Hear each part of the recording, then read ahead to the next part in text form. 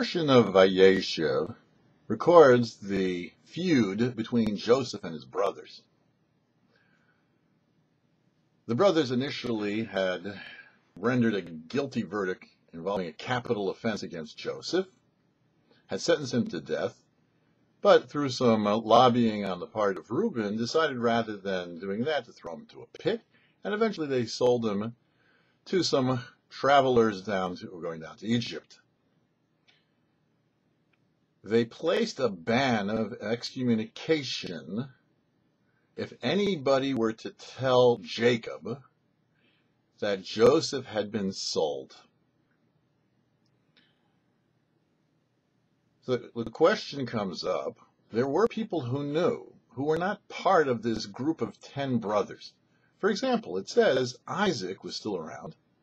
Isaac knew, he could see prophetically, that Joseph was alive, but was restricted in telling Jacob, because of this ban of excommunication, about Joseph's whereabouts.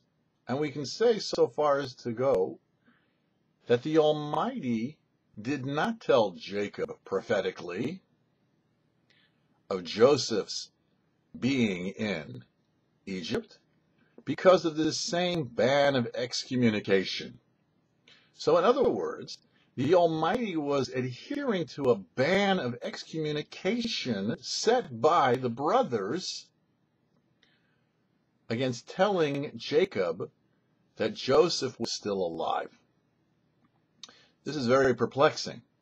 It is true that it says, Magid Devar Yaakov Chukav Mishpatav Yisrael, that the Almighty does what he commands the Jewish people. And it's talked about in various madrashim, how a Kodesh Baruch Hu puts on tefillin, etc., and how the Almighty does charity, and how the Almighty learns and keeps Shabbos, and all these different things are talked about. But here, the Almighty agreed to a ban by the brothers, again, that he himself that the Almighty would be affected by? It just doesn't make sense. This is the power of the Torah. It says that the Almighty made the world for 2 reasons, the Torah and the Jewish people. We are here to make a dira b'tachtonim, a dwelling place for the Almighty, with the aid and the means through the Torah as the primary vehicle for making that dwelling place for God. The Almighty established that this is the way in which the Almighty is going to feel at home down in this terrestrial world. When a Jew takes a physical object and uses it for a mitzvah, the Almighty agrees and says, yes, this is now a mitzvah. This is a vehicle for conveying holiness.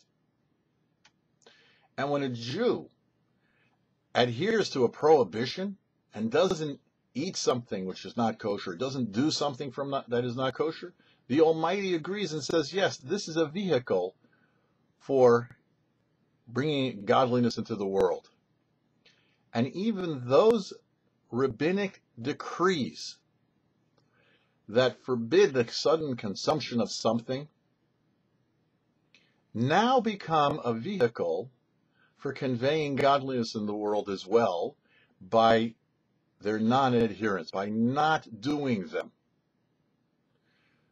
So the Almighty then said, I too will adhere to this ban of telling Jacob, because that then will further the dwelling down here in this physical world. Because we see that the purpose of selling Joseph was not just to punish Joseph, but was to act as a precursor for the eventuality of the Egyptian bondage, which was a precursor for the eventuality of the Exodus, which is a precursor for the receiving of the Torah, which is a precursor for Mashiach, which will be the final level of dira b'tachtonim, a dwelling for God, which should merit it speedily in our day. For the YouParsha, I'm Herschel Finman.